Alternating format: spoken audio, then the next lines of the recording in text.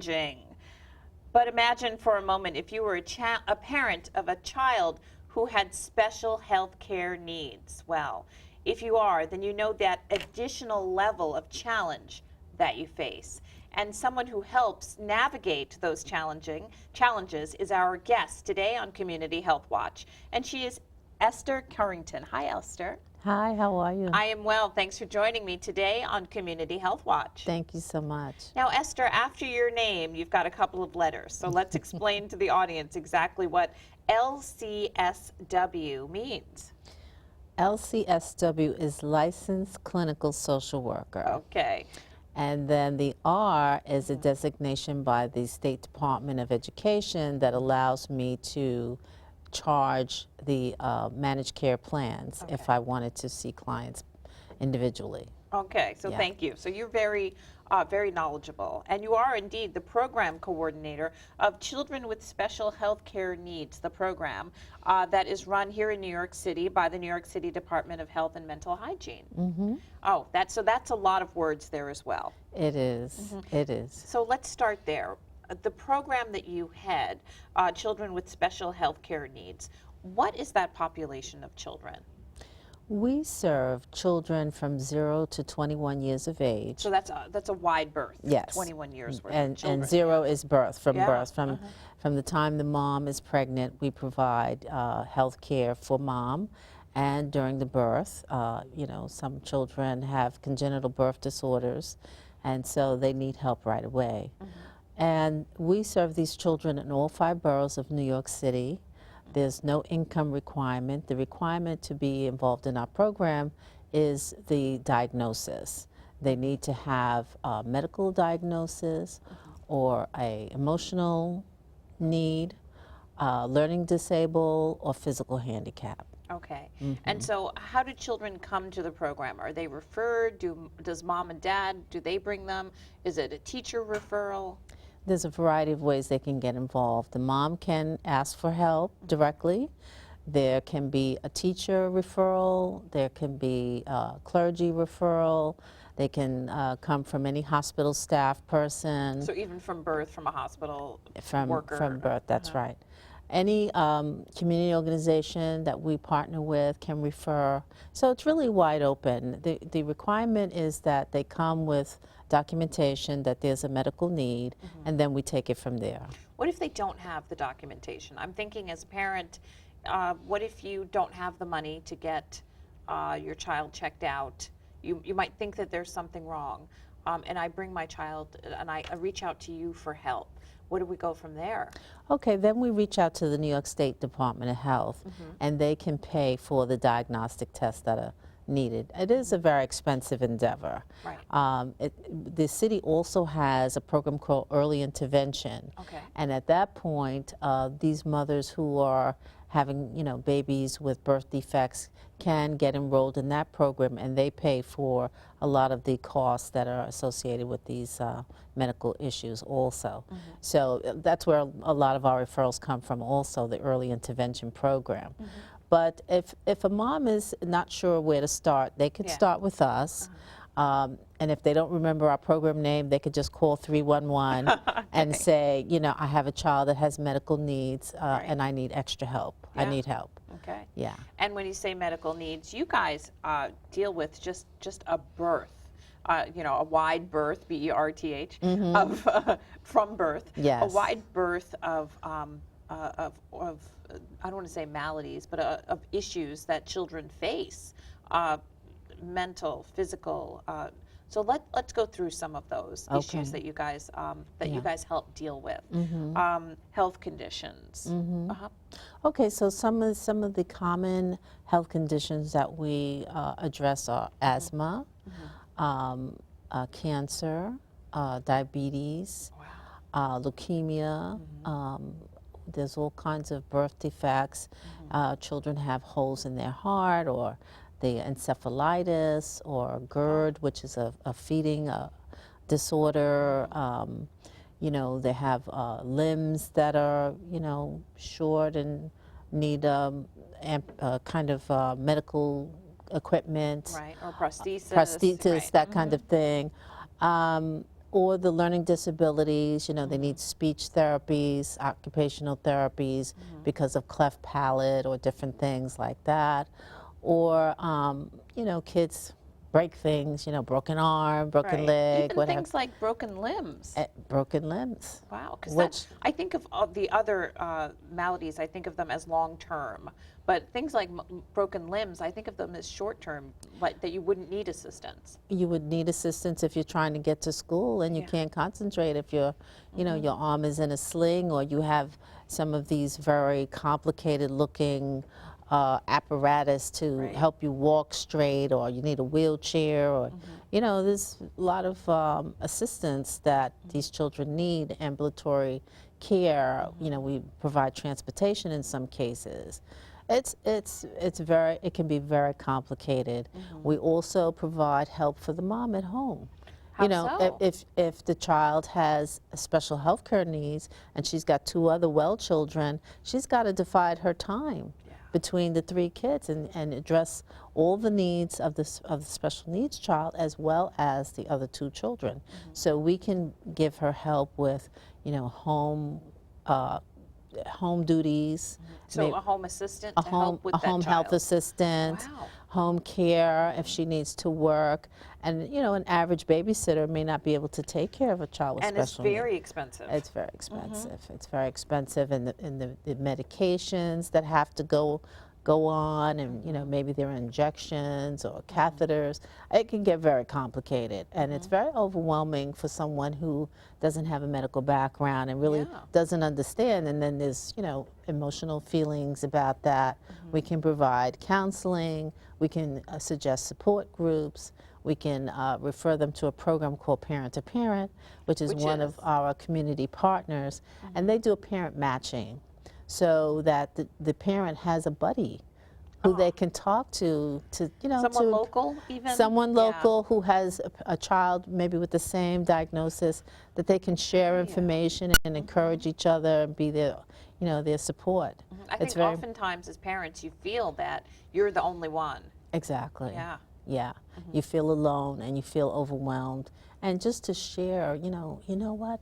It took me an hour to feed my child today. You know, he couldn't control himself, and I couldn't get the wheelchair to sit in the right position. And, you know, it's the little things that we take for granted. Yeah. Just helping a child brush their teeth. Right. That can be a whole, you know, involved. Challenge, right. Very challenging, very challenging. So we try to help in those areas that, you know, the parent is feeling most stressed, because we want the, you know, the family to function as close to normal as possible, to manage all the daily responsibilities like other families without challenges, Right. and to be able to work, enjoy recreation also, and live a whole life. You know, we want people to have good quality of life, even Yeah. though they have some challenges. I think that is the most important thing. You want every family to just kind of, I don't want to say be normal, but Yes. to just be able to just be a family. Exactly, whatever Yeah. their normal is, but be Yeah. the best that they can be. Absolutely. If you take some of the issues off the table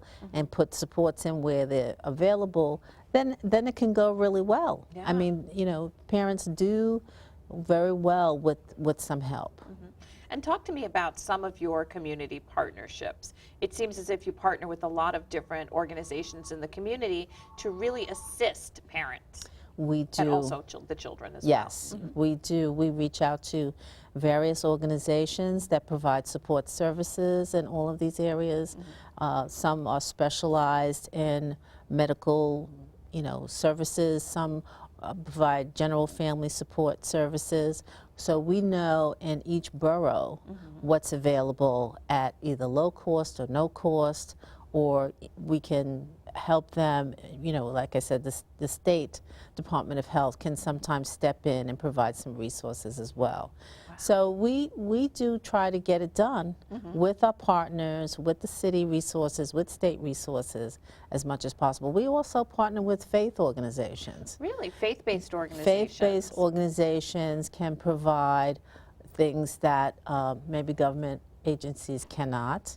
Or maybe in certain areas there's a need that they fulfill. Well, yes, you know, we do have, you know, what we call cultural competencies that, Okay. you know, people want to be able to have their own way of, I would say worship, but they have their spiritual needs, you know, Absolutely. their well-being, that they like to have someone in their faith speak with them, and that kind of support, emotional support. It's very important at that time.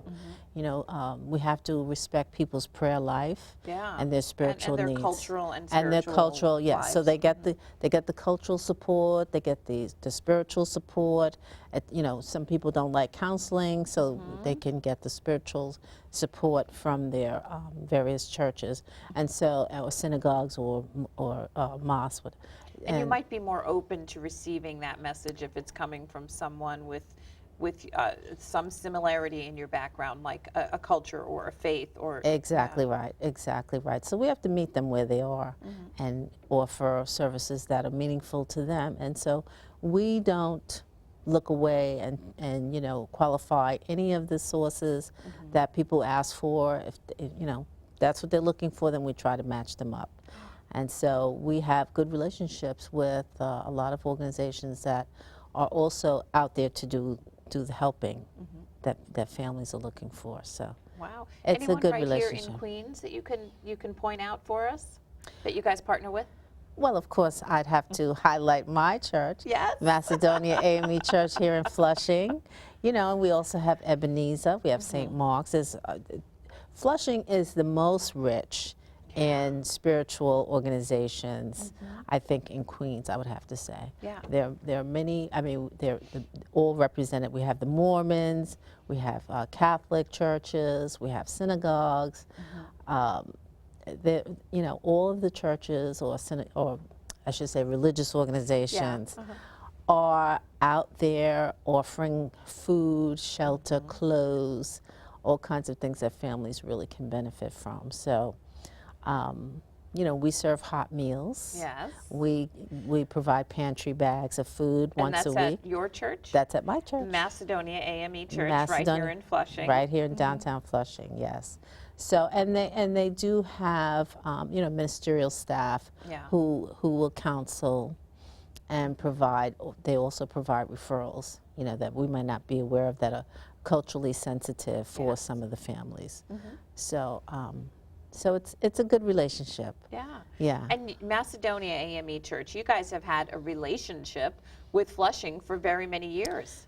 Over 200 years. Yeah. We have been in the same location, in the same building. We are going to, you know, work on a new building, but we. 200 years in any community, that's tremendous. 200 years, and we the land behind the church has been used now to provide 145 housing units, affordable housing units in downtown Flushing. Yeah. That's pretty amazing. And you guys have many ministries in your church as well? Many ministries. We have prison ministry. We, of course, have a health ministry. Yeah, I was very interested in the prison ministry. Tell me about that. Well, it started because of actually a member's need. She had sons who were, you know, arrested, and she came to the church for help. You know, she didn't know what to do. She didn't expect her boys to be caught up in anything like that. And so she talked to other members who also either knew someone or had a child who, you know, had been arrested. And nowadays, you know, if you're on a corner, you can be arrested. Yeah, you could be walking home from work. Exactly. At night. Yeah. So, you know, and I think the politically correct term is criminally involved. Yes, yes. So, so she reached out to other members and said, you know what, we have to support people who have children who get involved in the criminal justice system. You don't know what, you know, first thing is you get hysterical, you get upset, like, Yes. What happened? My child has been arrested, you don't know what to do, who to call, and there's a little shame, there's still shame in our community. You know, you can be just completely innocent and still be just caught up in something, but I think that people just have that cloak of shame embarrassment. Yeah. But I think it's important for people to know you can really just not be doing anything wrong and still get involved with Exactly the criminal right. justice system. Exactly right. And so that's we need to take that cloak off, and I think that's why this that's ministry also is part so of important. that's right. That's part of our ministry, to educate people and make people aware that this is not an area to be ashamed. This is where you come to your church family Right. and say, I need you now. I need you now. I don't know what to do. I'm afraid. I need help. I need direction. We need support services. Who runs around with lawyers, on their phone? Exactly. Just basic things. Where do I start? I need to get How do I navigate? Especially How if do I navigate? Most parents, I think, are not familiar with the criminal At justice all. system. So something happens and you're completely at a loss. Yeah. Yeah. So this way, and I'm part of that ministry also, we got training for ourselves. Yeah. We learned what terms, we learned about an arraignment and who knew? I mean, Unless you've had some sort of experience, you would not know. You would not know. So just being educated on what is involved in, getting an arrest. What does that mean? Can I get my child back? Yeah. What do I have to do? What do they have to do? What can the law do, to my child? And so all of those things happened for our church. We were able to get the training. We got the message out to the membership. This is now something we're going to talk about openly. This is something that our minister wants us to be open about and share and support each other. And shame is something of the past. Absolutely. We have to be a stronger community. We have to be a stronger family, and we need to be honest about what we're dealing with. So and that support, even just having someone in the ministry go with you to the courthouse. The courthouses are designed to be intimidating. Exactly. They've got these high ceilings, and the judge sits way up in the front, really up high. Just the nuts and bolts of the way that they are designed. That's right. Can be extremely intimidating, That's especially right. if you've never been in a courthouse before. You're a parent, your child's been in some trouble. Just having another parent or someone from the ministry accompany you. Exactly, exactly right. And it means a lot. It still means a lot that a child has grown up in the church, is known to the pastor, and that there are people who are willing to vouch for this person and say that they know who they are and know that they're not capable of any wrongdoing, that kind of thing. It still goes a long way. Absolutely. And then for some reason, if you don't have the money or something gets complicated, and sometimes it takes time for the trial to even come to the docket or whatever, then people are there to visit, write letters, put a little money in the commissary, whatever, all these things. Remind them that they're still People are needed still and wanted outside of the... You're not alone. You're not alone. We stand behind you. We're there for you. We'll be here during and after. And the prison ministry, talk to me about the other ministries that you guys have at Macedonia AME Church. We have a health ministry, we have a HIV/AIDS ministry, we have a dance ministry, we have a mime ministry. I want to get to that one too. The health ministry, obviously you reach out to your parishioners with health information. HIV, talk to me about that one. Yes, well, so our health ministry, we've had blood pressure programs, if members have high blood pressure, they were getting checked for an 8-week period and then getting follow-up. We have big health fairs every other year. We have a big health fair, and we invite the hospital to come and all kinds of health practitioners to come. One year we had basic screenings. all the basic screenings, Very important, especially in Flushing. We have a very absolutely. high immigrant community here. We have people who might be disenfranchised from healthcare, so that is very important here. That's right, and we invited all of the community to participate. Charles B. Wang is a health center that's right down the block from Macedonia. Right. They came and did a screening for us also, osteoporosis screening. Great. Yeah, and also, so there's the health ministry, and the one I really want to get to, the mime. yes, our mime is well known throughout the United States. They compete with other mime organizations. And miming, for people who don't know, is? It's actually I'm sorry. I think it's just wonderful, though. Yes, well, it's an art form that is with silent communication, with Yes. gestures. It's a silent dance, I would call it. Yes. But and they usually have the paint on the Yes, face, the and black they and white. yeah, the black and white, and they have different garments that kind of is a silent illustration of different themes, religious and otherwise. They did a big show recently at Flushing Town Hall. Yeah. It was so good. They had other mime organizations involved also, but I remember this one particular song that they did where they had kind of the good versus the bad angel tugging at the teen who was having all these pressures, social pressures, with the drinking and smoking and all of that, and so Very they were topical. acting it out where the child is being pulled from side to side, with what is real for these young people in school. There is a lot of social pressure to get involved and try that first cigarette, try that first. This is a way that can appeal to a lot of young people Yes. as well. Yeah. Yes, it comes Who across. knew? There was an award-winning mime troupe right here in Flushing. Yes, they travel all over and they actually win awards. Thank you so much, Esther, for joining me on Community Health Watch. You are a member of the Queen's Fellowship. If you'd like more information about the Queen's Fellowship, you can always look them up online, onequeens.org. Esther Curenton, LCSW, thanks for Yes. joining me on Community Health Watch, talking about your children with special health care needs and also your church, Macedonia, right here in Flushing. If you'd like more information about me, you can always find me online, gail-lewis.com. And thank you for joining me so much here on Community Health Watch. It's been a pleasure, and I look forward to seeing you again here on Community Health Watch real soon. Take care. Thanks, Annie. Thank you.